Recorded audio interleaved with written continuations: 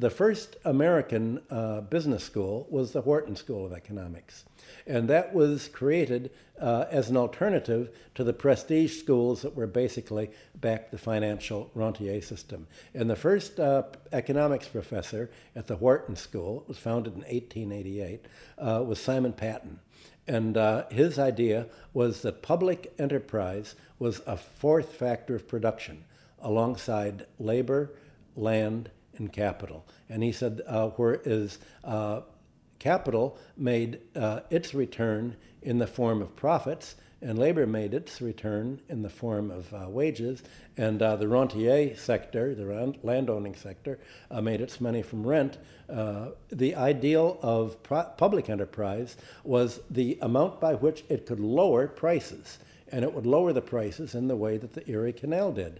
When the Erie Canal was built, it lowered rents in upstate New York farmland because now the Erie Canal made available the grain from the western lands at a much cheaper price. The purpose of public enterprise was either to lower rents in some area and, of course, create it in other areas. So you could fund the transport system, say subways, and roads essentially by taxing the windfall that this transport creates at the end.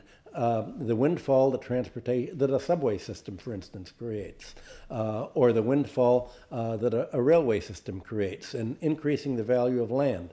All of this could be recaptured, and the government could issue bonds to finance the railway or the tube system or the road system by recapturing it from the increased value of that it gives to property, values that the landlord gets in the sleep. This could be the basis of the fiscal system so that you wouldn't have to base it by taxing labor as you do now. But under today's system, you leave the windfall in the hand of the landowner.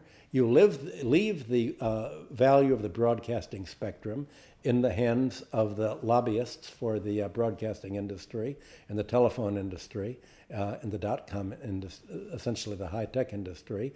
And the government provides this by taxing labor, and there's been a huge transfer of wages by burdening them with the tax and the Social Security and the health user fees and the high rents and that they have to pay and the high debt they have to pay, and turning it over to the wealthiest rentier sector. So when people talk about the miracle of the post-industrial society, what they mean is a retrogression of the industrial economy back to the rentier economy, which is everything that the classical economists sought to fight against. And the irony is that all of this is being done in the name of Adam Smith. And Adam Smith said that the proper tax would be a tax that fell on the landlords.